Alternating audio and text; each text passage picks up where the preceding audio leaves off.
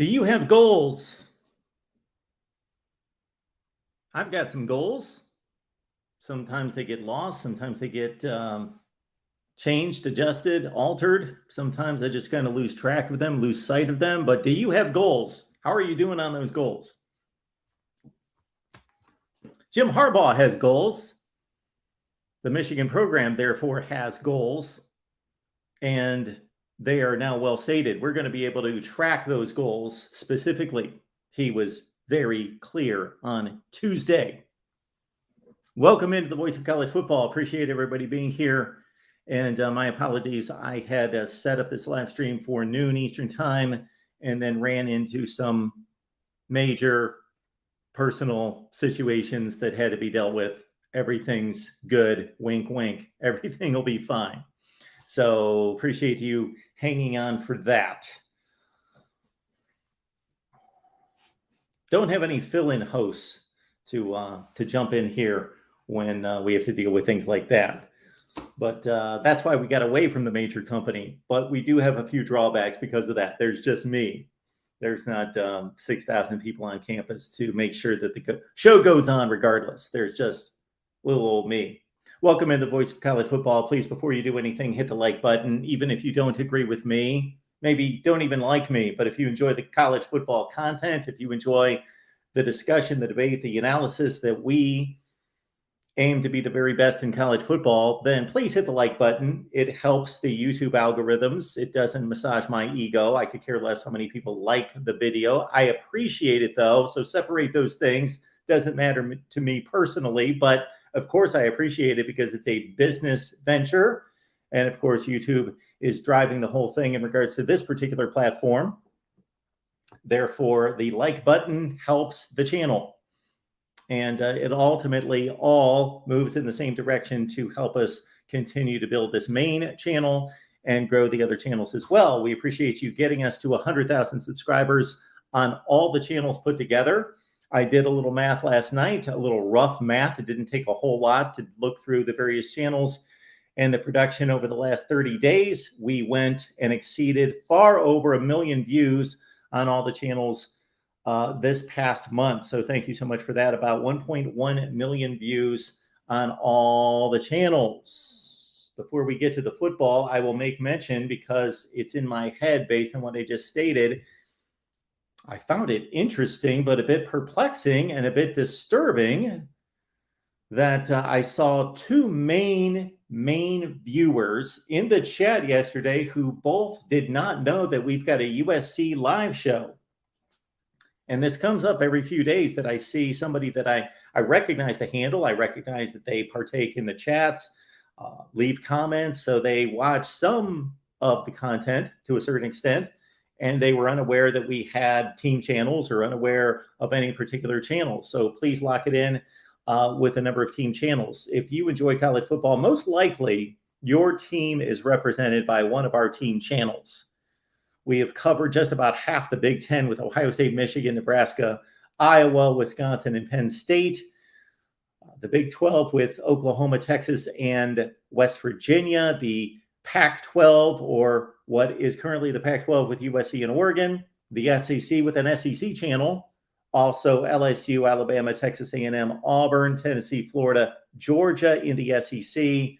We have in the ACC Miami, Florida State, Virginia Tech, North Carolina, Clemson channels, and also Notre Dame. All right, that's all set. Now let's get to the topic at hand. But first, let's check out your comments. Keep in mind that you can follow me on Twitter at MarkRogersTV.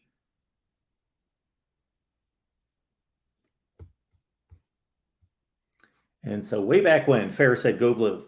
29 minutes before we were supposed to start. I hope Ferris is still here. And Ferris, if you are still here as the first commenter, 29 minutes before a show that started 35 minutes late, thank you so much for that, Ferris. Appreciate you being here. One Scoop John as well. So here we go. One Scoop John is kicking us off with the topic of the day. Jim Harbaugh at Media Days. I posted a video on my take on his various stops, not just his presentation at the podium, but also what he had to say to the Big Ten Network and then also a side session with the media that was 50 minutes long and was rather mundane and typical coach stuff, except for the last minute. And I addressed that in a video. Head on over to the Michigan channel, get my take on Jim Harbaugh's comments from Big Ten Media Days. But we are focused here on his 4 goals, therefore Michigan's 4 goals. Beat Michigan State. They did not accomplish that in 2022, despite everything else they accomplished. That would be the one thing that they did not accomplish within the Big Ten. They lost to Michigan State on the road. They've got Sparty at the Big House. Should be a great event, great site, hopefully a great game. Michigan State. So beat Sparty. That's number 1.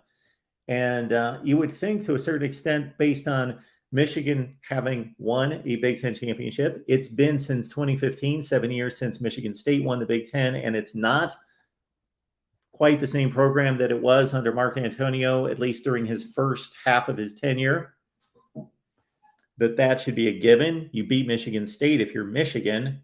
Well, Michigan State owns the series since Mark Antonio took over and established Michigan State as a first power in the Big Ten, then nationally.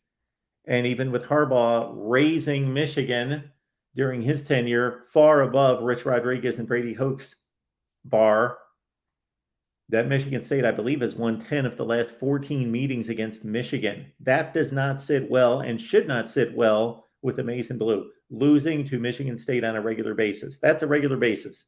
4-10 in the last 14 games. Somebody checked me on that stat, but I believe that is the number that I came up with months ago, and it's been here ever since. So beat Michigan State, goal number 1. Goal number 2, accomplished in 2021, beat Ohio State. Jim Harbaugh finally got that done. They did not play in 2020. They were thrashed in 2018 as a pretty substantial favorite, a solid favorite, 4 points. And then, of course, losing by another 4 touchdowns in Ann Arbor in 2019. Michigan comes through against Ohio State, of course. And that really was the ultimate. That was the crescendo of the season. There was still a Big Ten championship to win, but that was almost anticlimactic by many of us who believed that it would be not 42-3, but a pretty easy Michigan win, and then the big letdown in the playoff and losing to the eventual national champion. So the pinnacle of 2021 was beating Ohio State. So that remains the goal, beat Ohio State. At this time last year, Jim Harbaugh made the statement that Michigan was going to beat Ohio State or he was going to die trying. So he put the caveat out there. He put the disclaimer that I'm not going to guarantee a win, but we will beat them, or I'm going to give it everything I've got. If it doesn't happen, I have left nothing. It's all out on the field. I've done everything I can. And so Jim Harbaugh delivered. Michigan delivered on goal number 2. So for 2022, beat Michigan State, beat Ohio State. Number 3, win the Big Ten championship.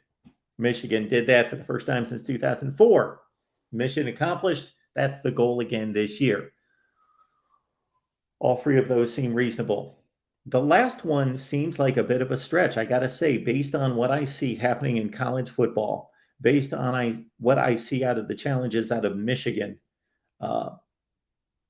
having not won a national championship since 1997.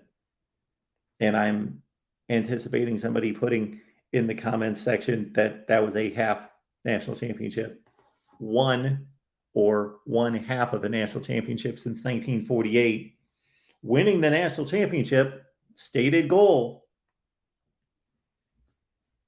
The Big Ten is the second best conference. When we have discussed places like USC, Oregon, Oklahoma, I've often stated, yes, those schools have reached the playoff. Not USC, but Oklahoma, Washington, Oregon, and for them to have won a national championship, or for us to think because they made the playoff that a national championship's right on the doorstep, those are two completely different climbs. To make the playoff versus winning 2 games against the 2 best opponents you will see the entire season, completely different level of goal. But Harbaugh put it out there, beat Michigan State, beat Ohio State, win the Big Ten championship, win the national championship. And again, I posted a video over on the Michigan channel, my take on Jim Harbaugh's run through the media at Big Ten Media Days on Tuesday. Josh is telling us that everything's attainable, possible, except the national championship. Well, of course it is. They just did it last year. And of course, beating Michigan State, I'm not going to say that's not difficult, but Michigan should beat Michigan State. Michigan should be the 10-4 that Michigan State is against them the last 14 meetings. That's what you would expect out of that rivalry. Billy, good to see you.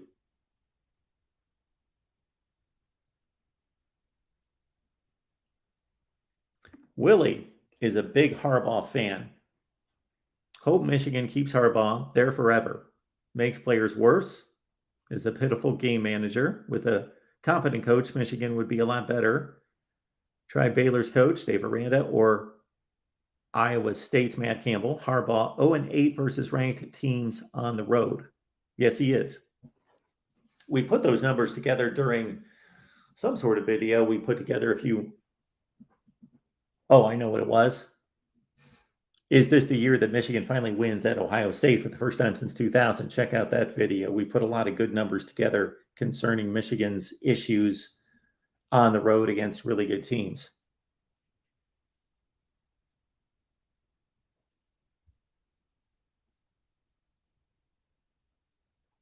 Thank you, everyone, for the well wishes. Everything's under control. Thank you for that.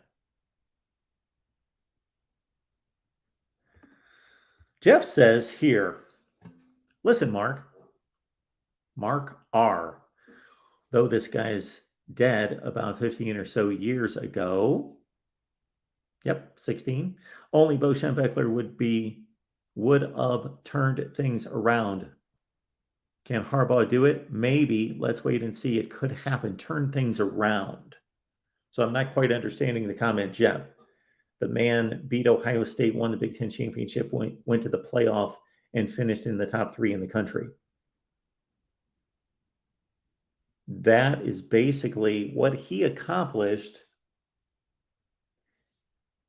In many respects, what he accomplished in 2022 is at the pinnacle of what Bo Schembechler accomplished. Give me a season in which Bo Schembechler accomplished more than Jim Harbaugh did in 2022.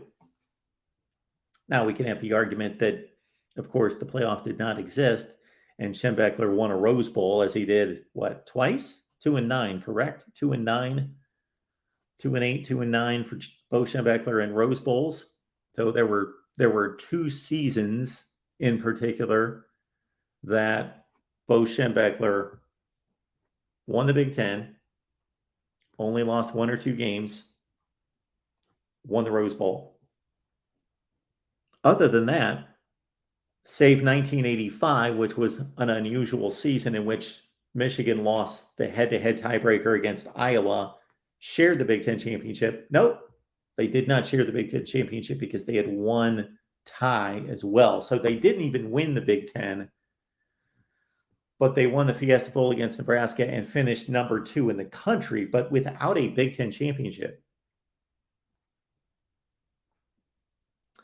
So, Jeff, to be objective here, though I am not putting Jim Harbaugh in the class of Bo Schembechler yet, what Jim Harbaugh accomplished, if you're talking about turning around the Michigan program, he lifted the Michigan program from 5-7 prior to his arrival to a win over a top 5 Ohio State team, a Big Ten championship, a college football playoff appearance, a final ranking at number 3 in the country. Bo Schembechler never accomplished all of that in one season. I'm just laying out the facts. Bo Schembechler won more consistently than Jim Harbaugh by far. He has a better winning percentage than Jim Harbaugh at Michigan.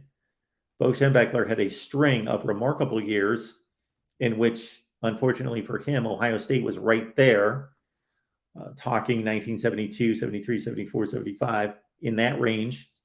Then Michigan broke through and had a great run of going to the Rose Bowl, winning the Big Ten, 76, 77, 78, 80.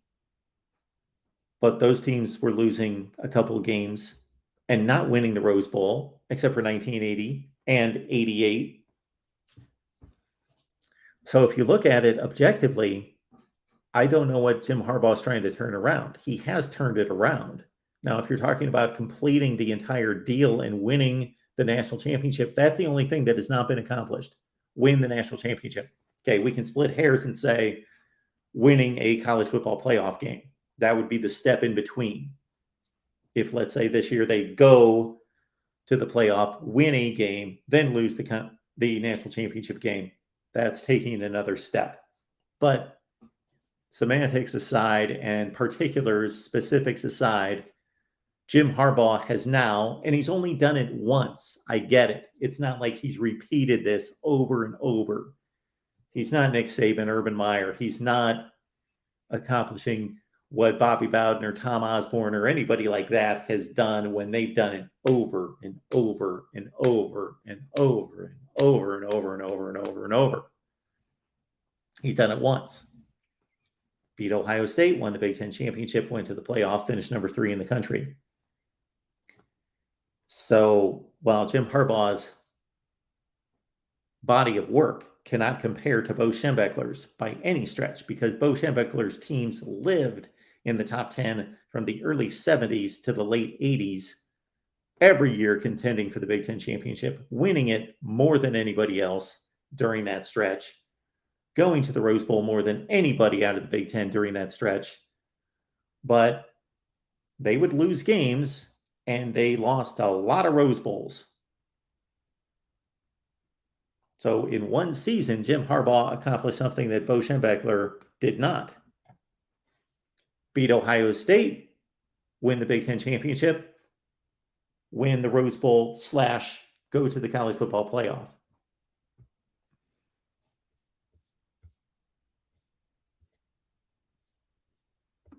Thank you, J-Dub. And the only thing I've got to keep an eye on, it is 1 o'clock. I'm fine. I am good for a long, long time. I do have an appearance on the Michigan podcast with Steve Deace this afternoon. So I'm going to have to be on my game concerning Michigan football. I will leave the link in the comment section. Here we go. Please jump on board.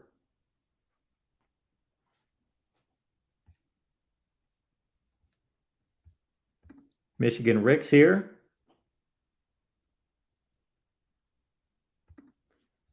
David says the team up north does have a weak schedule this year. It won't matter in November when they come to Columbus and get beat by 4 touchdowns.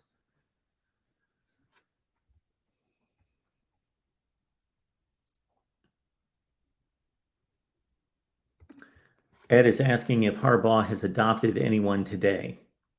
No, he's just making very clear statements about that issue, which I admire, but I don't know that I don't know that he would make that public. Web security. Mark Dace is wearing a 21 Michigan jersey on TV. Is that a Woodson? Woodson was 2. Desmond Howard, 21. I don't know who's worn that since Desmond Howard off the top of my head, 21, but that's Desmond Howard. Our Ohio State jerseys in the household are currently, now these are old jerseys, most of them, and I'm counting the kids. We've got a number 7, Ted Ginn. That's who I connected to because of when it was purchased. 33, James Laurinaitis. 10, Art Schlechter, signed by Art Schlechter.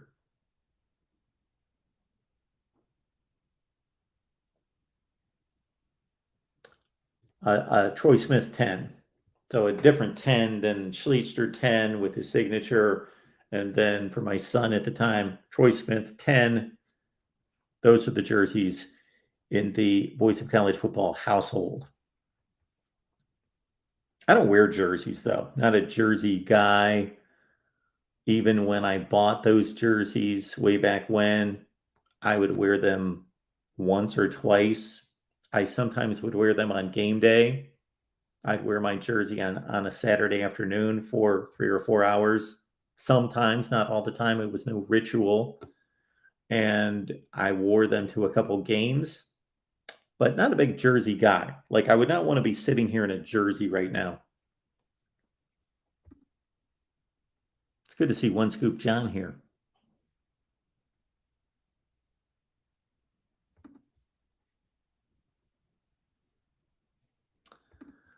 One Scoop John is expecting a dip out of Sparty this year. And no surprise, generational running back this time, to my knowledge.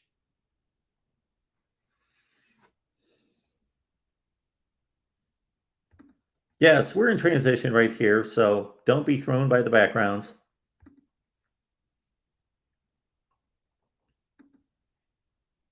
Michigan State had an outstanding season last year. 10-2, won a bowl game to finish 11-2. How good were they? They were a really good team. But much like the recruiting rankings, I think it's easy to see in college football that there are typically 1, 2, 3, maybe 4 teams a year. Maybe. Usually more like 2 or 3. It's usually about 2 or 3 teams every year. And Alabama's one of those teams all the time. But 2 or 3 teams.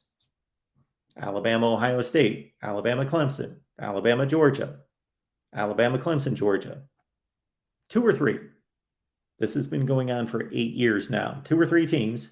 And then for certainly 5, 6, 7, 8 in that range. Once you get to 7 or 8, it's a pretty good drop. Could you have envisioned Michigan State in the playoff last year going up against Alabama or Georgia? They would have played a game, I'm guessing, similar to what Michigan played against Georgia. So it's a pretty good tumble from the top 2 or 3 to 7, 8, 9, 10. Now from 7, 8, 9, 10, in that range on down the line, it gets a little muddy in my estimation, my perspective. You can go up to about 30 to 40 teams in college football that are pretty decent. If, let's say, Notre Dame has the 10th best team in the country and Purdue has the 30th best team in the country, based on what I saw last season and based on what I anticipate this season, there may not be a whole lot of difference between those two.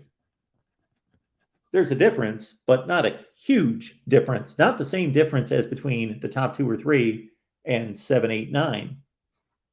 And Michigan State is 7, 8, 9. Or at least they were last year. I don't know if they're going to be able to play to that level this year. My prediction's forthcoming.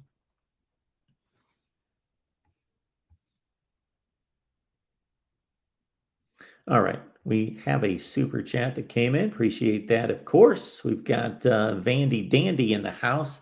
Thoughts on Golden Blue Dudes saying SEC thinking of kicking out Vanderbilt?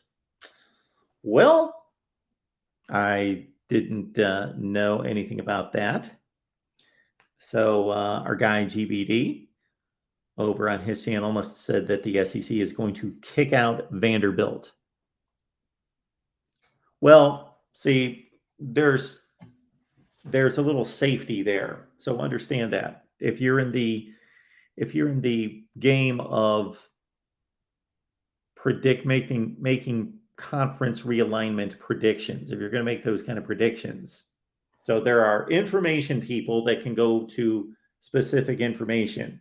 And unless I'm missing something here, I wouldn't put GBD in that category where you're an information guy. You're Adam Schefter of the NFL, and you have sources.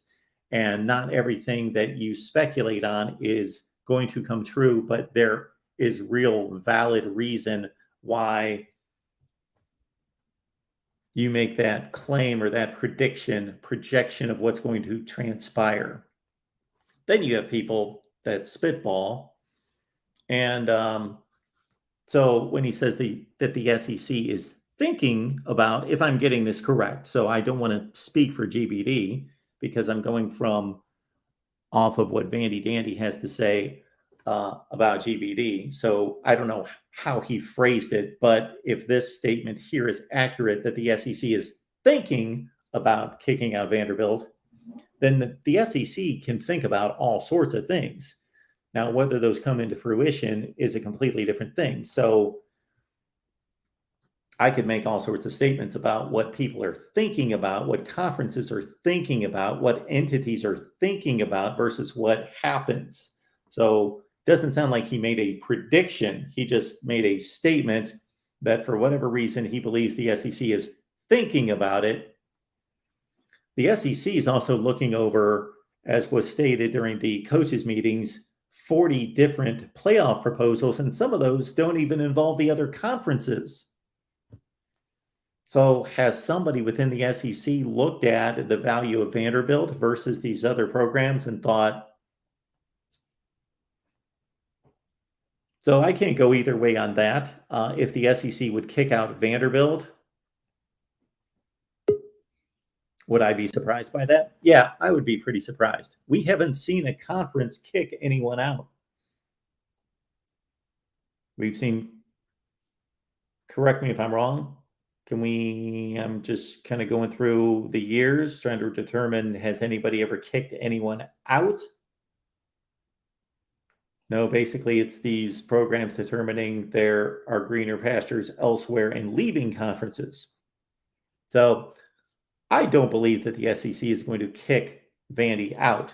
Also understand the operation here just in regards to GBD throwing out ideas, and that sounds like that's one of them. But I can't speak specifically to that because I did not see the content there.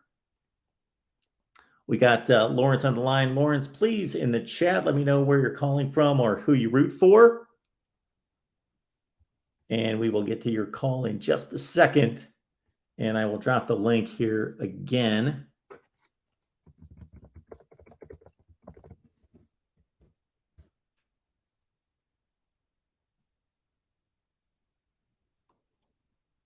So Lawrence, I don't know if you can hear me. There we go.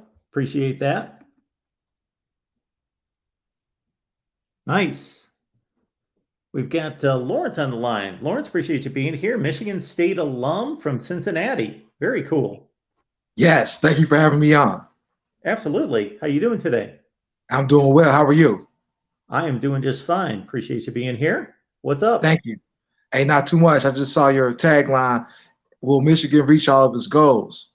You know, as a Michigan State alum, I hope not, but realistically speaking, they can if they can repeat what they did last year and just top it off by beating Michigan State.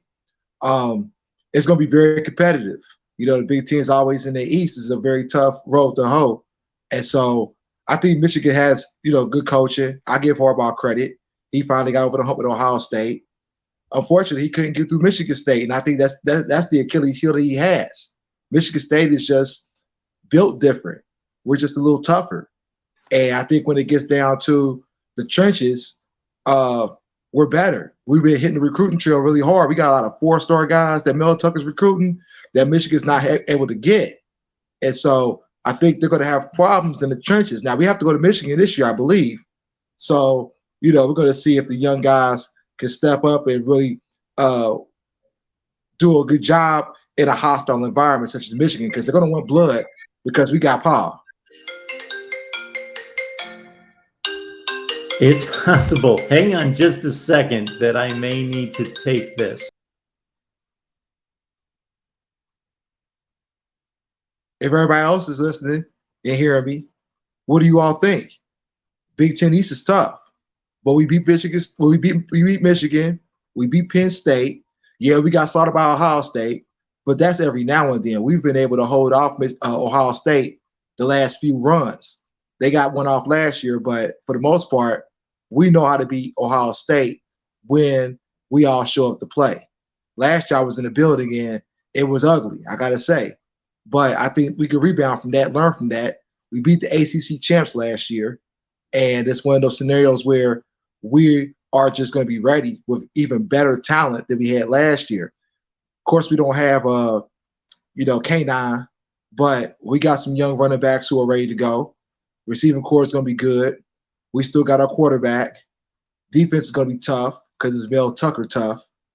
And so I'm thinking we're going to probably win 9-10 games again this year. Hopefully we can mess around, beat Ohio State, beat Michigan, beat Penn State, and end up in the Big Ten title game. I think that's the goals for this year. Win the Big Ten, get to a playoff spot. Even if we get to the Big Ten title game, it's a successful season for us. Everybody's underestimating us this year. They think we're going to see 8-9 games. I think 9 games is probably good, but we're looking at double digits every year now. We just paid our coach $100 million. So with that comes big time expectations. We're going to wait for the voice to get back.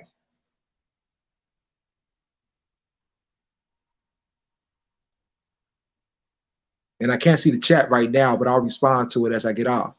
T. Lawrence Graxton. I'm Michigan State. I'm not just a fan. I am an alum there. I have a degree from there, a graduate degree.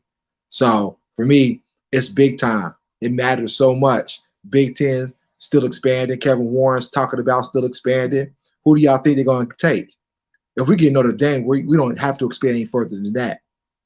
But definitely, if we get Stanford, Notre Dame's definitely going to come. So I see Stanford on the radar. Oregon, Washington, we might take them, we might not in the Big Ten. But Oregon and Washington have to really explore their options because the Pac-12, Pac-10 is going to be Pac-2 in a minute, and the Pac is going to be dead. Believe me.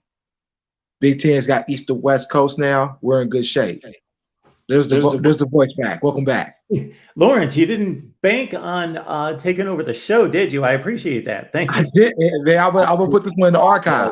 I received a call that it was vitally important. I had to take that phone call, so I put you on the spot. I apologize for that. Thank you so much for doing that. But it looked, though, I couldn't hear anything, but it looked like just kind of carried on a conversation about Michigan State. Yeah, the experts are saying we're going to win 8-9 games. I think that's pretty accurate. But with Mel Tucker getting $100 million, basically $95 million over 10 years, the expectations are way higher than that now. So that's been set. We're looking at being at least in the Big Ten title game. That's the expectation for me anyway. Okay, so yeah, it's an interesting situation there at Michigan State. I've always been intrigued by the Michigan State football program because I don't know how long you've been watching and how long you've been a fan of Michigan State football. How long would that be? Well, I can tell you I've been watching since I was a kid because I grew up in Cincinnati, so we always had Ohio State on, so the Big Ten was always a staple in the household. But every once in a while, I would notice Michigan State would take out Ohio State in the big game. Sure. Remember that game in '98 when I was 18 years old when they got that interception before Ohio State got that touchdown and shut down the Rose Bowl dreams. I became a fan when I attended graduate school there. So that's been about 2010, 2011 when I really started dialing in. Actually, to be more specific, it shut down a national championship dream. That Ohio State team would have played in the BC at the first ever BCS championship game. True. Won that game. Anyway, I think that was Saban. Was that Saban? That was Saban. Yeah. Yeah. And Ohio State was up 19 points in that game. So, because Michigan State has always fascinated me because they have extremely going back down through the years before Nick Saban, George Perlis, always really hard-hitting, hard-nosed, tough teams. It's a tough football program. That's what it was built on, being tough. They weren't always the best, the most talented, the fastest, anything like that. But from the time I started watching in the late 70s up until the time that Mark Antonio showed up, except for a few highlights, a few peak years. 1999 would be one. Plaxico Burress won the Citrus Bowl, had a really good season, 10-2, top 10 team. Percy Snow, Lorenzo White, that group in 1987 won the Rose Bowl, won the Big Ten championship. Just a lot of 7-5 kind of seasons for Michigan State. Then Dan Pino jumps on, and bam, he really maximizes the program by developing talent. Didn't necessarily recruit that much better, just developed talent and just got that team to play out of its mind for the first half of his tenure. And now it's kind of settled before Mel Tucker back down into a 7 or 8 win program for that 3 to 4 years after going to the college football playoff, and actually had an awful season, as you well know, after the playoff season at 3-9. Then Mel Tucker shows up, and we have this 10-2, 11-2 with the bowl win season. And now beat Michigan twice. He's 2-0 against Michigan. Yes, I am so curious now to see if Michigan State is all that, if they are going to be another superpower in that division consistently. I think they have a shot. Mel Tucker's understanding that talent wins a lot of games. Michigan State has a tradition of taking basically rejects from the bigger schools, Ohio State, Michigan, because it was at one point in time a regional recruiting program where we take 3-star athletes and those guys will have chips on their shoulders and come ready to play. That's where the toughness comes from, because we're always doubted, we're always underrated. And I think they go into games with that chip on their shoulder and they always want to show up to play. Mel Tucker, surprise, surprise from last season, even though we took a beating from Ohio State. I mean, we beat the ACC champions last year in Pittsburgh. Pat Narduzzi, our former defensive coordinator, and it's all uphill from here. From here, we expect to win. We expect to be in Big Ten title games. We expect to win the East, and he's doing a great job recruiting with 4 stars. I mean, that's something that hadn't usually happened in Michigan State, but now the reality is Mel Tucker has that swag. He has that toughness about him. If you've seen any of his pregame speeches, on Big Ten Network or even on YouTube, he hypes those guys up. He tells them all the time, we have a better football team. We're tougher. We put the work in. And I think with that, plus the talent he's recruiting, I mean, the sky's the limit for us. And, going into that Michigan game, I mean, I know people got on the team about having rings with the New Year's 6 win and putting Michigan on there. That's the biggest game of the year. We don't care. I mean, Ohio State's always a great team and we want to beat them. But in the state of Michigan, the only thing that matters is beating Michigan. That's the only thing we hang our hat on. And so if we beat Michigan, our season's set. And so for us, if we beat Michigan, we're trying to get up and beat Ohio State. We're trying to beat Penn State. We're trying to dominate. And that's the attitude that Mel Tucker brings to the table. Lawrence, appreciate you being here. And again, I appreciate you being a host for 2 or 3 minutes. That was phenomenal. Thank you. I know I put you on the spot and I apologize for that, but thank you so much. We've had a situation where it's just gone back and forth, and I could not take the risk of missing a phone call in that situation. But thank you so much for that, Lawrence. And call back. Hey, no problem. We stay ready. We stay ready in East Lansing anytime. That's it. Phenomenal. See you, Lawrence. Bye. Again, our stated topic of the day, in light of what Jim Harbaugh presented on Tuesday at Big Ten Media Days, was 4 stated goals: beat Michigan State, beat Ohio State, win the Big Ten. Okay, they did 2 of those 3, and even despite the loss to Sparty, were able to accomplish the other 2 and win the Big Ten championship, which that's the important thing in my eyes, because then you get to the playoff and it doesn't matter who you lost to before that. Ask Alabama, typically lose a game, but beat the teams they need to beat down the stretch to win the national championship. But the 4th one, win a national championship. Let's hit up J-Dub. He's on the line. J-Dub, what's going on? Yeah, we'll see. Michigan's got to survive a trip to Kinnick in week 5, and that won't be easy this year. Michigan State, I have to say, when I think of Michigan State, I think of 49-7 and 38-0. That's what I think of Michigan State. So, yeah. I'll worry about them some other time. Just kind of like a little, just go away.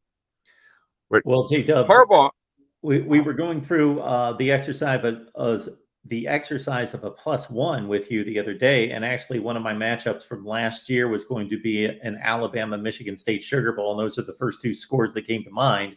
Were, of course, 38-0 for anybody that's not familiar. 38-0 Alabama in the 2015 playoffs against Michigan State, and then going back to the 2010 Capital One Bowl on New Year's Day, Alabama wins 49-7 against an 11-1 Michigan State team. That was impressive too. yeah, and that was Saban's by record second worst team. That was a team that had 3 losses. Sure. and Mr. D'Antonio found out a few things at that game. As you well know, J-Dub, I'm not going to take you off track here, but just one last note on the Alabama thing would be you could take that 2010 team and just, instead of sending them to Orlando to the Capital One Bowl, have sent them to the national championship game against either Oregon or a rematch against Auburn. They only lost that game, I think, 28-27 to Auburn and Cam Newton. And who knows, they might have won the national championship. The same thing with the 2019 team. Yes, 2019 team that missed the playoffs because they had the 2 losses, the 2 pick sixes by Auburn, and lost to Auburn by a field goal, doinked the field goal off the upright. Of course, they lost to an all-time great LSU team by only 5 points. I said immediately when the playoff selections were made, Ohio State, Clemson, and LSU are phenomenal. They're great. They're undefeated. But Oklahoma earned that 4th spot. But Alabama's one of those 4 best teams. So even Saban's worst teams could have marched into a national championship type situation, and I would not have bet against them. Yeah, if there had been, like some people wanting this 8-team playoff, or as you and I discussed the other day, the New York 6+1, and you put 2010 Alabama, put 2013, maybe even 2013, 2019 Alabama in them, and the people who hate Alabama now would really hate them, because you think, for as great as LSU was in 2019, they survived because of a bad Tua turnover in that game. LSU was being destroyed in the second half. Yep. And there's no way they would have wanted a rematch. Well, because it could have played out like the 2011 rematch. I misheard what you said there for a second. I thought you said there's no way they would have won. You said there's no way they would have wanted. Would have wanted. No. I'm not saying they would.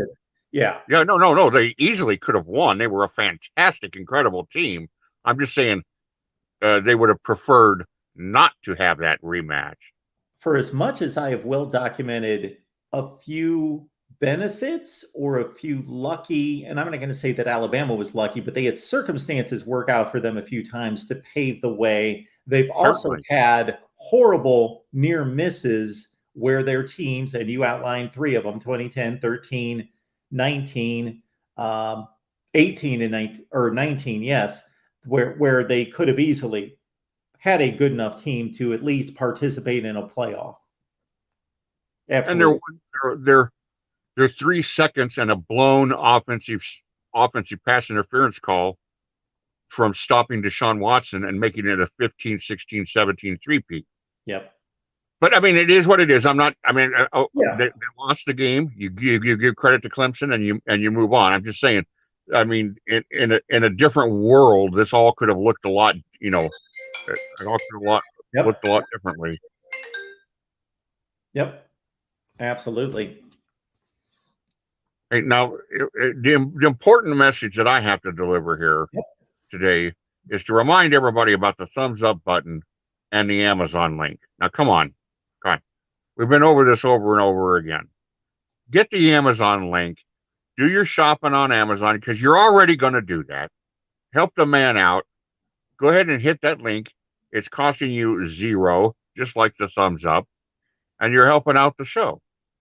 Very simple. And as it says right there, as the tag says, you just use the link in the description section. You do your shopping like I did the other day with a little landscaping stuff. Maybe you're buying an air fryer. Maybe you're buying something for the wife. Maybe the kids need something for school coming up. Amazon, Mark Rogers TV link, bing, there you go. I should now be prepared with that banner for the closing J-Dub tag promotion. That's phenomenal. I like to go out that way. Hope everybody has a great day. Thanks for having me on, Mark. Thanks, J-Dub. Always appreciated. All right, my man J-Dub breaking down Alabama. Yeah, it's amazing to think about.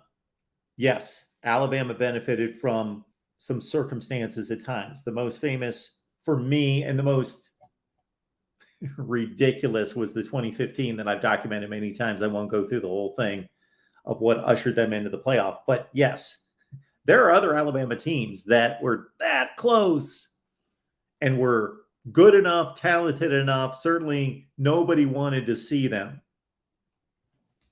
2010, 13, 19 come to mind in particular. All right. Got DeAndre on the line. What's up, Mark? How you doing today? I'm good. What's going on? Well, first off, I looked at Michigan's schedule, and so I think I heard y'all talking about them. And I don't see how Michigan, until they get to Ohio State, probably won't go undefeated. But I think they play Hawaii and Connecticut and Colorado State. And I don't have the book in front of me, but I had looked at their schedule, excuse me, earlier. And I think they're going to go undefeated until they get to Ohio State. Ohio State's schedule, I don't know who said Ohio State got a weak schedule this year, but I was like, wow, with Notre Dame, Wisconsin, Michigan, and a couple other teams up there, I think they have one of the hardest schedules along with Notre Dame this coming up year. They said that on the SEC network. Yeah. So I really think they were, I think Michigan's going to go undefeated until they get to Ohio State. I really don't see anybody beating them. I mean, I was always a tricky game on the road. Indiana is not what we thought they were going to be. Illinois, I don't think they're there yet. I mean, I know they got a very good coach, but I don't think that they're going to. I think they're going to be undefeated until they get to Ohio State. To be honest with you, I think they're going to have a pretty good year. And you know how much I hate Michigan. I really do. Well, we're talking to Michigan, DeAndre, because Jim Harbaugh was at Big Ten Media Days on Tuesday, and he said they have 4 goals: beat Michigan State, beat Ohio State, win the Big Ten championship, win the national championship. That's what Harbaugh said. Yeah. Well, I think they can do it. I mean, Penn State's pretty good, too. I think they got a bye before that. I looked at their schedule because I did a video on it. But I was going to say something about the last time we talked. There are 2 things I want to address. When the guy said that people don't know NIL, we do know where NIL started at. It started because of the video games. Ed O'Bannon suing because likeness in a game. So, yeah, I do know it. But what I was saying was, let's say Rice, for example. Let's say all of a sudden they start getting 5-star players. We know 5-star players should be going to Rice, right? So, and I'm saying is a lot of times that people with a lot of money will guide kids to that certain school, and that's why they went there. Just like Quentin Euros. Like, he went to Ohio State because Texas wouldn't allow high school kids to play. So he went over to Ohio State, am I correct? Yes.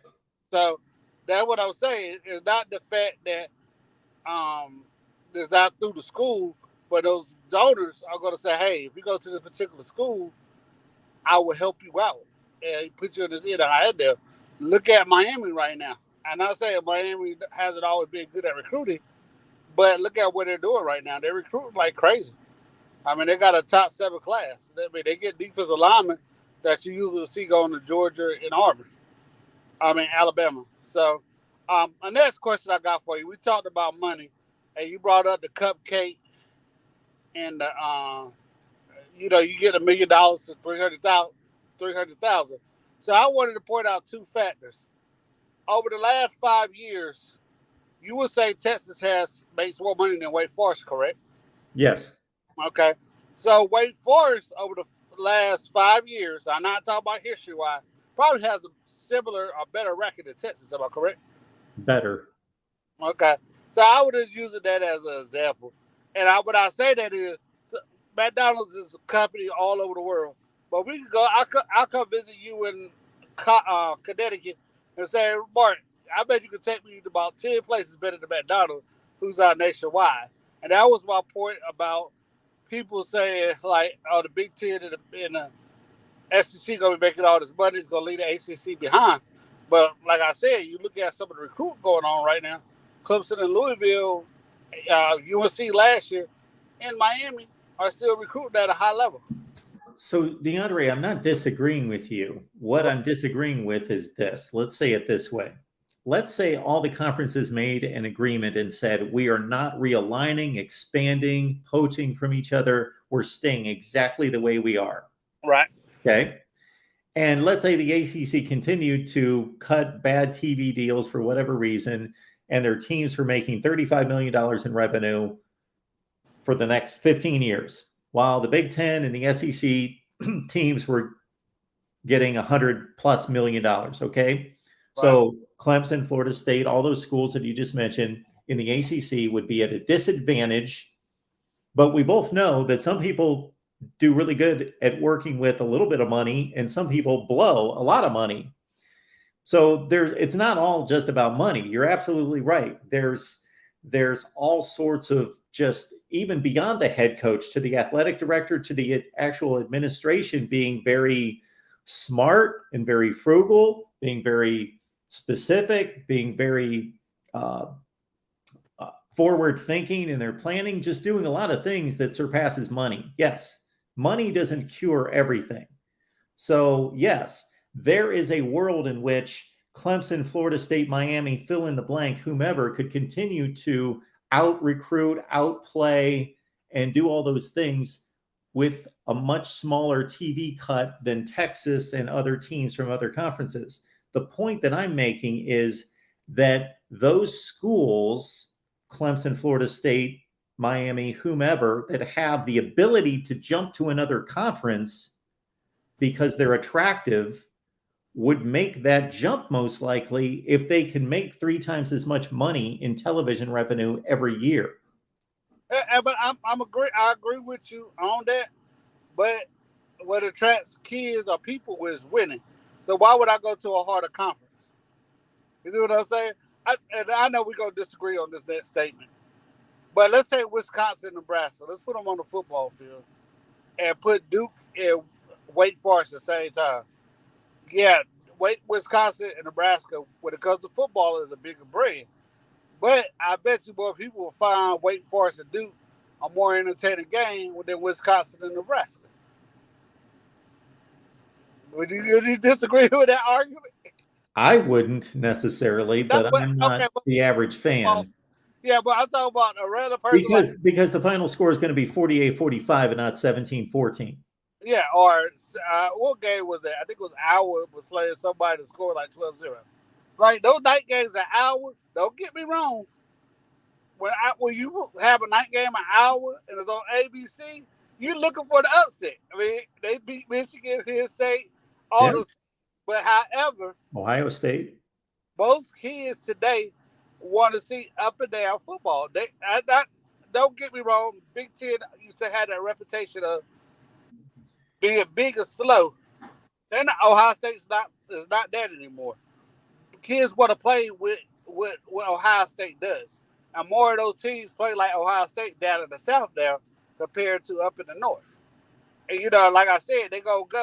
NFL can find you anywhere now. I mean, I think Lenore Ryan had a guy go in the second round a couple years ago to the Patriots. Fayetteville State University just had a person go in the third round to Kansas City. The NFL go find you. The purpose of these kids, yes, is supposedly get an education, but we know they want to make it to the NFL. So I'm saying the NFL go find you. So eventually this bubble's going to pop. And I'm going to let you go after this. But I was looking at your Clemson video. I think you were talking about how Clemson might lose to Notre Dame this year. And And that's not the point I want to make, but I would like to point this out. Clemson does have a bye after between Notre Dame, and Notre Dame has a game. So that might help Clemson out. But I would like to point this out, though. Everybody talks about Clemson losing the state. I didn't know this. Will Shipley didn't play that game, and neither did Payne. Clemson lost a lot of transfers at the running back position. Will Shipley didn't play what game? Shipley, he got hurt during the state game, midway. Oh, the NC State game. Gotcha. Yeah. So I was thinking about that. I mean, I'm not saying you don't know what would have happened. He could have did like he did in the Pitt game and missed a wide open reception for a touchdown. That still kills me. But I would have said a lot of times, I went back and looked at Wake Forest versus NC State.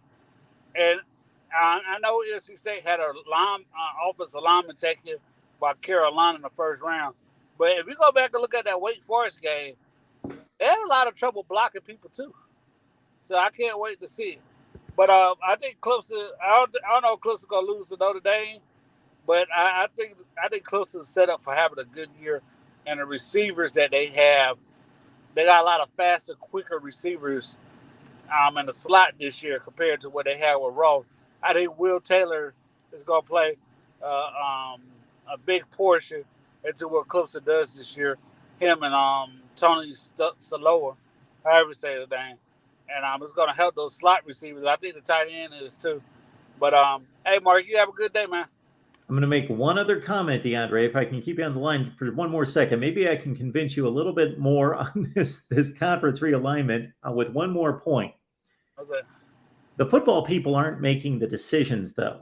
The football has a lot to do with the decision, but the football people aren't making the decision. So if the Clemson administration, for example, sees that over a 10-year span, we're going to make $350 million in television revenue, but if we go to the Big Ten, we're going to make $1 billion in television revenue, 100 million times 10, then that's most likely going to be the decision that's going to be made. Can I say something to rebuttal to that? Sure. Okay, the guy that you had on, the football money, we look at it from a football point of view. Yeah. But the guy said that what they make in football, all schools, is really just a drop in the bucket. Outside of places like Alabama and Kansas State and Oklahoma State, like Cal and Stanford. I don't know what Clemson's known for technology. Yeah. Agriculture.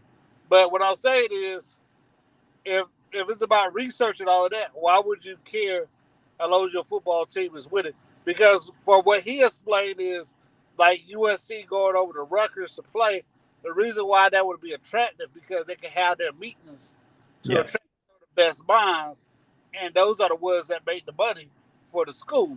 So I'm just saying, I get what you're saying, but I really see, like, let's say Texas A&M played at SEC at ACC, they probably would have more national championships than what they have right now.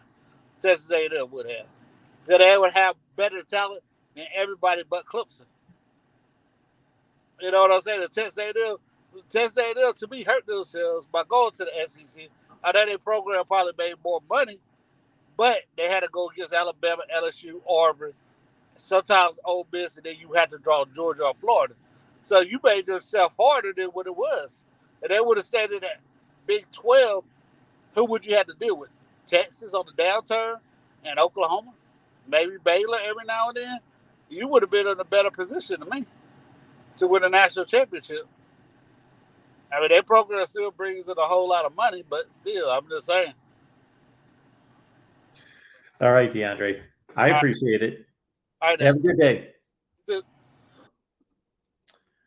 All right. Talking of college football with all of you here, the voice of college football. Please check out, as DeAndre mentioned, we posted a Clemson preview and prediction. And I would like to do more, but the incentive, of course, needs to be there. I think you know what that means. Therefore, in past off seasons, I have just rolled out a slew of previews and predictions. Everybody, I've just posted video after video after video after video after video after video of my Duke preview and prediction, my Wake Forest preview and prediction, my Oregon State preview and prediction. Those days are over. I don't want them to be over, but they're over if nobody watches the videos. So we threw out a Clemson preview and prediction video that was posted yesterday.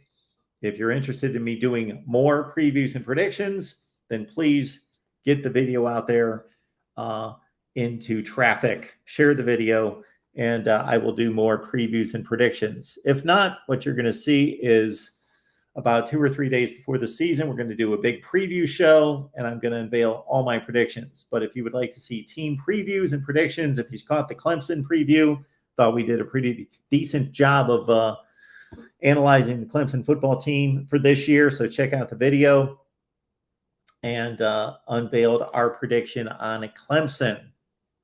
Okay.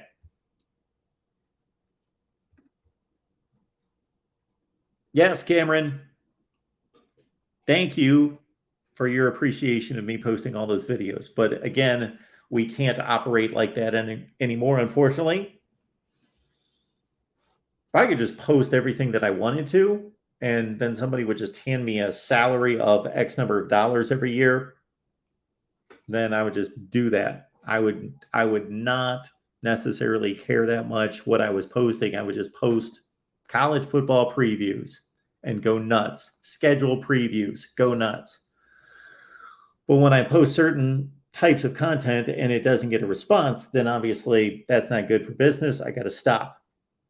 Not just because it's a waste of my time, but also because it's going to hurt the channel. Because if you post a video that doesn't get a response, then YouTube suppresses your other videos. So I can't post videos that don't get a response. So I guess, you know what I probably should do? You know what I probably should do is back after USC and UCLA joined the Big Ten, we had a slew of great videos that came out talking about Notre Dame possibly joining the Big Ten and Oregon and Washington possibly joining the Big Ten, and what is the Big 12 going to do?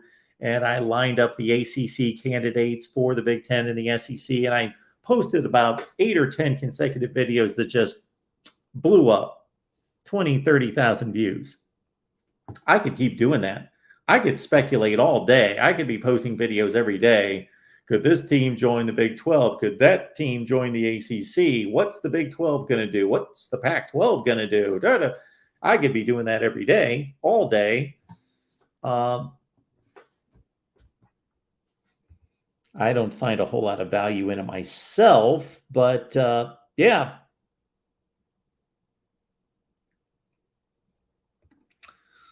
Mr. Jones, have any of those people you tweeted agreed to come on the show? Yeah, so we had a big tweet fest a couple of weeks ago in which I said, who do you want on the show? Let's tweet them. So the one response I got was from Kevin Sumlin. So Kevin Sumlin followed me on Twitter and said that he would come on the show. And I said, great. And asked him, what available times and dates do you have? And then I didn't hear anything else from him. The other person is Andy Staples, who we did have on. We recorded a show with him a couple of weeks ago, and he was an excellent guest. Those are the two that come to mind. There might have been others.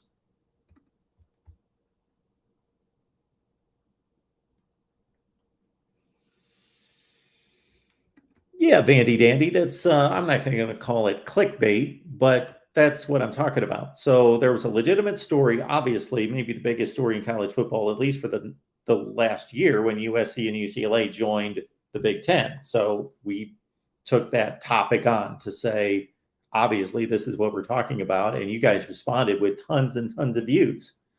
And I basically, when a situation like that happens, I then pursue anything that I think is a legitimate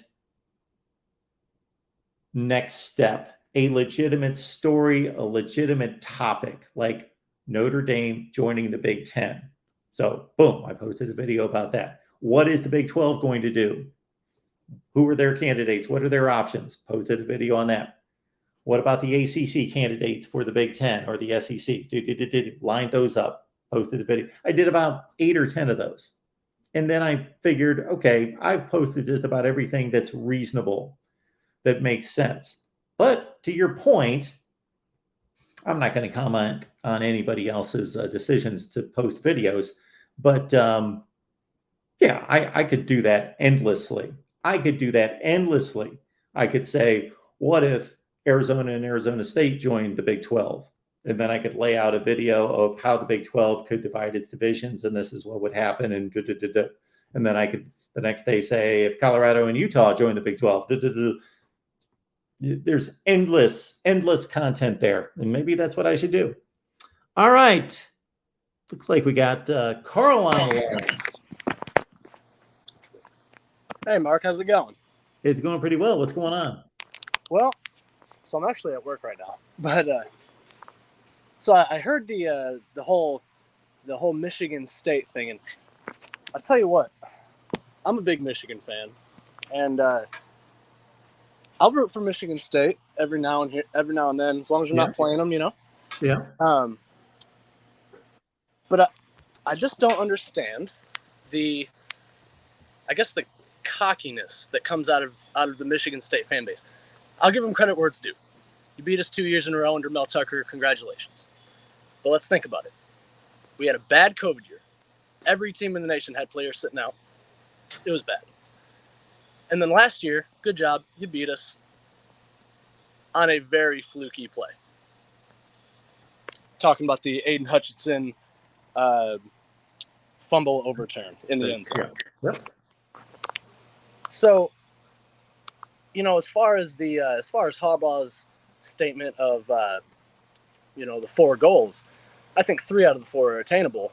I actually agree with Steve Dace's prediction, except for the Ohio State part. I do think Michigan will make the college football playoff with Ohio State, except we're going to be the ones to lose to Ohio State. We'll go 11-1 in the regular season, and I'm actually hoping for a rematch in the playoff. What are your thoughts? Well, that would be phenomenal. So back to the Michigan State thing. So if I'm a Michigan State fan, and I think you can understand this, put your fandom over there. And I know that's like makes you want to throw up, but think about being a Michigan State fan. I believe this is the number. They've won 10 of the last 14 in the series. Correct. And they, during D'Antonio's run, had better teams for most of that time. And even though Michigan won the Big Ten championship, went to the playoff, they were the one team to get Michigan again. And in terms of the results in 2020 being valid or not valid, I think that there are all sorts of considerations that need to be made for 2020. And I think there are a lot of valid disclaimers. I won't call them excuses for what happened in 2020, but we still put together a college football season that counted. So the game counted, and it's on Michigan State and Mel Tucker's record. He's 2-0. They're coming off an 11-2 year. They've beat Michigan 10 out of 14. They're going to get excited about that because they are the second. They are the second program. They're the big brother in the sense over the last 20 years. I was going to say that, but I'm leaving that to you. There you go. Well, I mean, facts are the facts. I don't think the I give Mark D'Antonio his credit, but I mean, what's Jim Harbaugh 4-3 against Michigan State, I believe, now after that last loss. I don't think that's terrible. I mean, considering where Jim Harbaugh brought Michigan back from, 5-7 team in 2014 to 10-2 team, and now a Big Ten championship run. But those are just my takes. I'll get off here and let the next caller on. Thanks, Carl. Thank you. Have a good one. Love to see new callers. That's always good to see. Appreciate the old callers, of course. You guys are the backbone of what we do. And our great support here, but especially like to see those new callers, because I have no idea when Carl calls up like that. Like, did he just find us yesterday? I should have asked him, because I get curious about that. Did he just jump on board yesterday or last football season or 5 years ago? Or always curious about that. But Michigan fan Carl putting down little brother. Big brother, little brother. At what point does Michigan State not be little brother? Is that like a permanent designation? Big brother, Michigan, little brother, Michigan State? Or is there a point at which Michigan State is not little brother anymore because they're winning a zillion times more than Michigan? I'll leave that up to the green and white and the maize and blue. So this always have problems with your handle there. Harbaugh's 3-4. Okay. Well, we know he's lost the last two. We know that he lost that ridiculous punt situation in 2015. And then they must have lost in 2017 would be my other guess for a loss, because his first year was 2015. They lost. They didn't lose in 16. 17 was probably the other loss because Michigan went 8-5 and then the last 2 years. So 3-4 Harbaugh, that's not acceptable against Michigan State.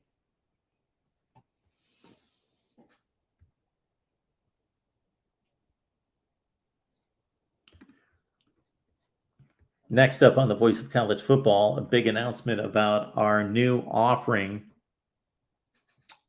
of Denison football, Division 8.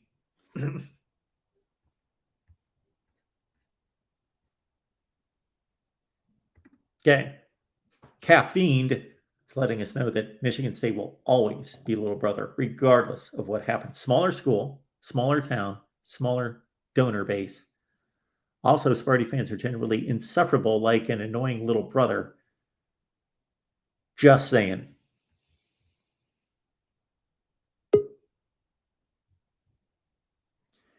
Yeah, one scoop, John. The Michigan State record needs to get a whole lot better. Okay. Will's going to let us know what the deal is. Is Jim Harbaugh the John Cooper of Michigan? That's what I'm wondering. What do you think, Mark? So far, yes. So far? But for Michigan this year, I think that they have a chance. I do think they have a legitimate chance. Like, as good a chance as Notre Dame does of beating Ohio State this year, I would think. What do you say so, or what do you say? Like, I'm trying to be fair as a Notre Dame fan, but do you think Michigan has a better or worse chance? Well, you're looking at two ends of the schedule. So you're looking at right out of the gate versus how are these teams going to develop and prepare 12 or 13 weeks later. So they could be significantly different teams. I think Notre Dame's got an opportunity against Ohio State's revamped defense to catch a new defensive coordinator implementing a new defense with different players in week 1. Yeah, and me and John have talked about this a bit, and I know John's here. But I really think that Harbaugh's got to pull the plug and start J.J. McCarthy. If they want to reach their goals, I think they got to plug in J.J. McCarthy as the starter, at least during the Maryland game as the permanent starter, because I think they have a much better chance of losing to Michigan State and Penn State if they keep Cade in and don't put J.J. in. So if you know, as Jim Harbaugh, you know you're going to eventually replace McNamara with JJ. If you know you're going to do that, why does it seem like most people think that you do this in some sort of like transitional way and you pick a spot during the season and then you do it? Why allow Cade McNamara to play well for 5 or 6 games and J.J. McCarthy to get only limited action in those 5 or 6 games, which doesn't help him in his skill set and development? If you know J.J.'s the guy, start him in game 1. Yeah, like it just doesn't make sense what Jim Harbaugh is doing right now.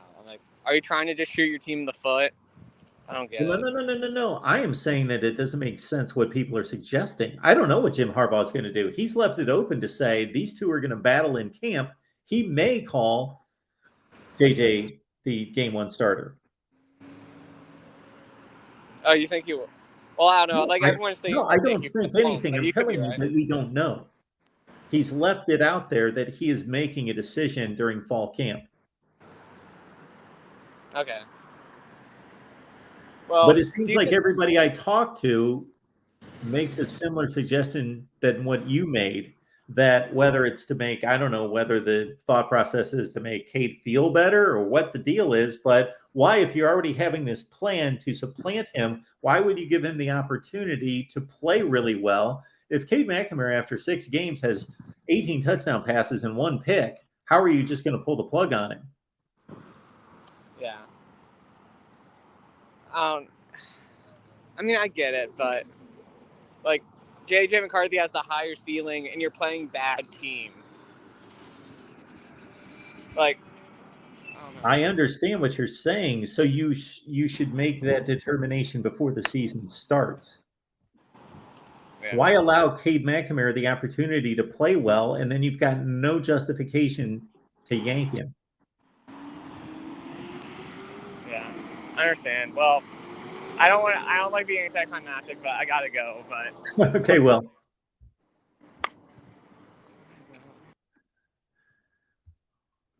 Will usually hitting us up on the run there. Good to see Will. All right. On the schedule today, we go to Michigan Podcast at 3 o'clock this afternoon to talk Michigan football, of course, on Michigan Podcast. And then more Michigan football. Man, it is a Michigan day, the Voice of College Football. This is centered on Michigan. Then we've got a Michigan Podcast spot this afternoon. Then at 5 o'clock Eastern Time, Michigan Live. Florida State at 6, Miami at 7. That's the rundown here at the Voice of College Football today. I will let you know a day in advance because many of you miss the schedule posts that I leave every morning. Every morning, usually late the night before, so it's ready for you early birds first thing in the morning. The live schedule update is delivered every morning right on the community page, right here on the Voice of College Football for each day. And the reason I bring that up, that I'm going to send the word out early, is at 11 a.m. on Thursday, tomorrow, Thursday, 11 a.m., Phil Steele right here. So we got 118 on the line. Hopefully a few thousand will watch this eventually. Phil Steele live here at 11 a.m. Eastern Time on Thursday. Bring your comments and questions. Don't know how long I'm going to have him. Minimum 15 minutes, probably up to 30 minutes, which is typical for Phil Steele when we've had him on before. And I'm in a position where my Phil Steele magazine is locked up in a box on a moving truck. So I haven't even reviewed his publication this year, but I know what it's all about because I've seen it for a zillion years. But I do not have the 22 version, and I am woefully behind in my research for 22. So many things going on. But Phil Steele live, 11 a.m. I was going to record it, but then I thought, you know what? Last year we went live. We'll do it again this year. Maybe I'll jump on at 10:45 in the morning. Phil Steele comes on. We'll bring him on live. And again, be ready with your comments and questions for Phil Steele. Thursday, tomorrow, 11 a.m. Eastern Time.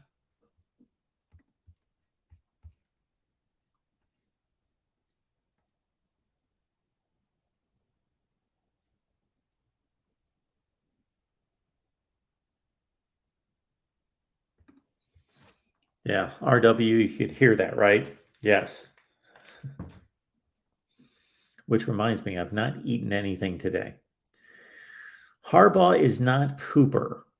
Cooper was losing games against Michigan when Ohio State was undefeated and the better team. Also, Jim Harbaugh never got shut out versus Ohio State like Cooper. So there are similarities, and then there are not similarities. Jim Harbaugh losing to Ohio State, now 1-5, correct? 2015, 16, 17, 18. Yes, 1-5. John Cooper 2-10-1 against Michigan. That's the comparison. Losing to your rival consistently, losing to the rival in the game consistently. That's the comparison between Cooper and Harbaugh. But much to D2, K2, J's point here, John Cooper, starting in 1993, 93, 95, 96, 97, 98, all those seasons had national championship expectations, national championship chances, and lost to Michigan, and would lose to Michigan teams that were 7-4. 1993, I may be off on some of these records slightly, but probably not. 1993, Ohio State 10-0-1.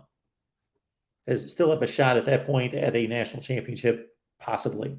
10-0-1, lose to Michigan, 7-4 Michigan. I believe a 6-4 Michigan team that needed the Ohio State win to finish 7-4 in the regular season. Michigan wins 28-0 to DK's point. 1995, Ohio State loaded, great offense, 11-0, go to Michigan, get trampled by, again, I believe a 7-3 Michigan team. 1996, Ohio State 10-0, Michigan 7-3, 6-4. They were 7-3 or 6-4 just about all those seasons in which they knocked out undefeated Ohio State teams. Ohio State 1993 10-0-1, 95 11-0, 96 10-0, 98. Ohio State won the game. That was the Michigan State year in which the Michigan State game spoiled Ohio State's national championship aspirations. Should it have? That's a conversation for another day, and we've certainly had it here a number of times because there were six teams with one loss in 1998 that could have played and been matched up against Tennessee. And the BCS formula chose the team that had arguably the worst loss, Florida State, 24-7 to NC State. All right, so those are the comparisons between Cooper and what Harbaugh is doing. Yes, Harbaugh is not always bringing the better favored team against Ohio State. 2015, they were about even. The point spread was almost even. Buckeyes blew them out. 2016, Ohio State, Michigan, they were just about even. They were like 2-3 in the polls. 2017, Ohio State playing for a Big Ten championship. Michigan, 8-3 at that point. So more like this. Good Michigan team, decent Michigan team, Ohio State team going to the Big Ten championship with a shot at the playoff. And the Buckeyes blew them out, or did not blow them out, beat them late. That was the Dwayne Haskins game, of course, 3rd and 18 with, oh my goodness. I drew a blank on the receiver. Help me out, folks. 3rd and 15, 3rd and 18, early 4th quarter, Ohio State, Michigan, 2017. Oh my goodness. That's crazy that I blanked on the name. Yes, Eric, I'm losing it. That's driving me nuts. I've only said his name about 8,000 times in my life, and I bring this play up a couple times a year. Okay, nobody's helping me. I am going nuts on this. Who was that? Oh, shoot. I have an A in my head. Like his name started.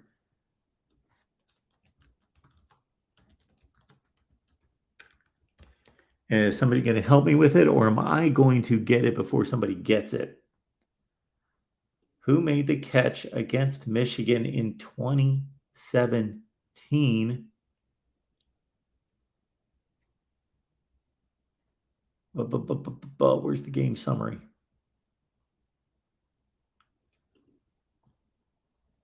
I didn't find it yet, but I think I got it. Austin Mack. Why am I blanking?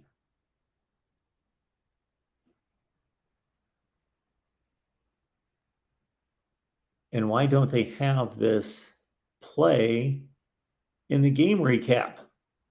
Horrible game recap, ESPN. Pathetic. Austin Mack, right? Did I get it? Yeah.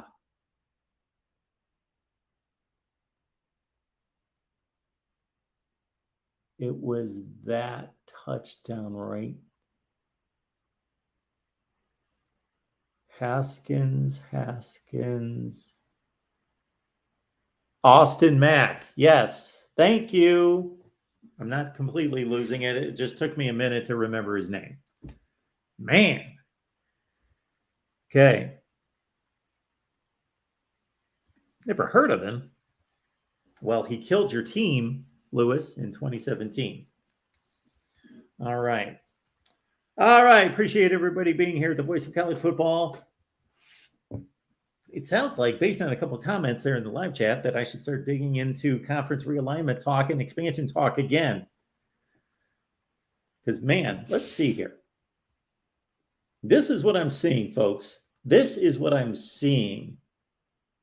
This is what you're telling me. This is what you're telling me.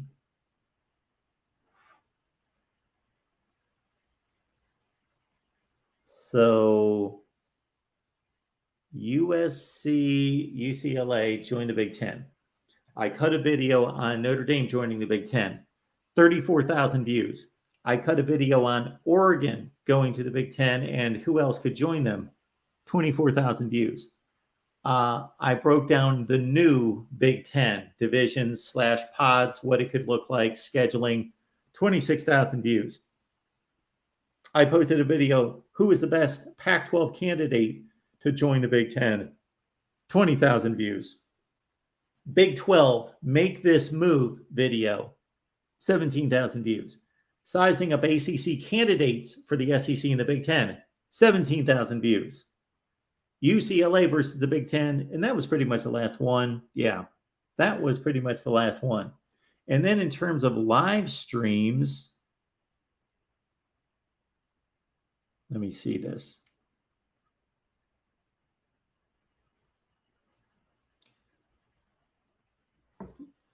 As soon as the news broke, USC, UCLA to the Big Ten, I can't even count the views because I posted this and simulcasted on a number of channels, the Michigan, Ohio State channels, USC channel, etc. It had like 25,000, 30,000 views. We did an Oregon live, 10,000 views. College Football's New World, 14,000 views. How valuable are college football programs? 16,000 views. ACC Pac-12 merger live stream, 11,000 views. Okay. All right. I just told you about 15 plus live streams videos that got anywhere from 15,000 to 35,000 views based on expansion and realignment. And then here in the last few days, I post a Clemson preview and prediction video. Told you what I believed Clemson was going to do this year with a exhaustive, thorough preview of the team and prediction. 900 views.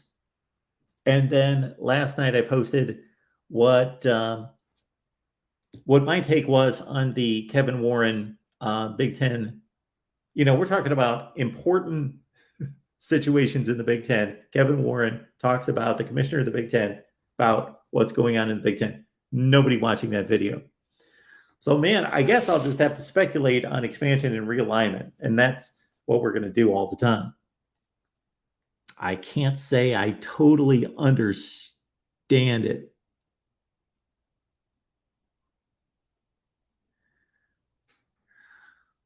Thank you for posting the Wednesday schedule, Eric. You know what I forgot in all that? Yes, we've got a Penn State Live coming up. We are doing a series where we are going live, doing fall camp previews live. We did Texas A&M yesterday. We've got Penn State tonight at 9 Eastern.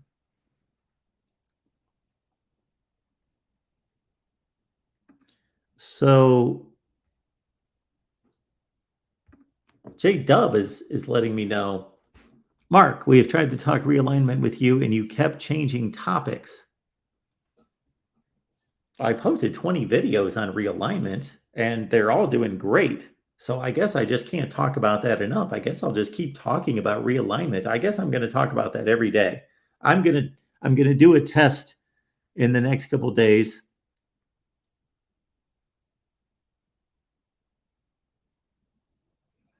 And we're going to do a test on that. And I am just going to continue with speculation and it's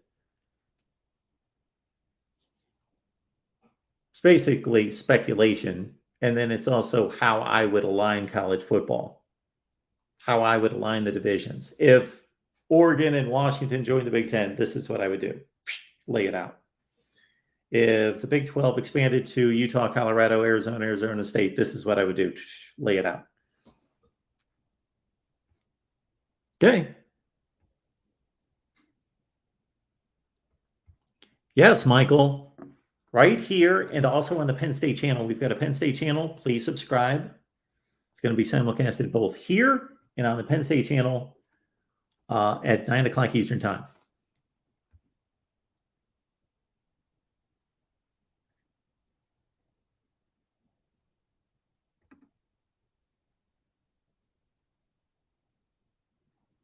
Will is sick of the realignment talk and the expansion talk because he's a Notre Dame fan. But it seems like nobody else is sick of that. LBC Trojan, thank you for the full TV revenue share of the Big Ten. Oh, okay. You're talking about USC. Yes. Gotcha. That's that you can thank Kevin Warren for that.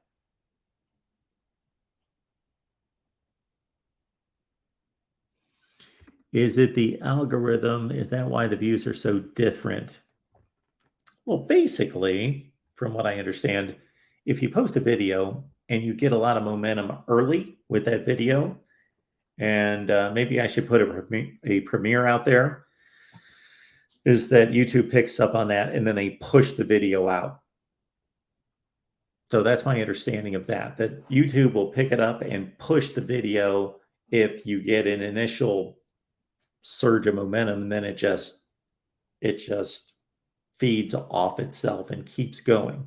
As opposed to you release a video, 50 people watch it in the first hour, YouTube's like, nobody's watching this anyway, so we're not going to push it, and it dies. So that's what I had go on this morning, apparently, with and then that hurts the next video because then YouTube's like, well, I'm not going to push the next video because this one died. YouTube is in the business of keeping people on the platform.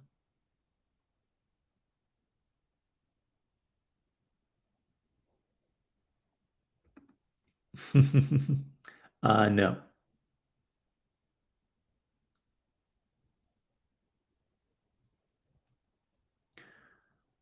All right. Appreciate everybody being here. Voice of College Football continues at 5 Eastern with Michigan Live on the Michigan channel, Florida State at 6, Miami at 7, Penn State at 9, a special live stream fall camp preview on the Nittany Lions. We will see you all in just a couple hours. Thanks for being here.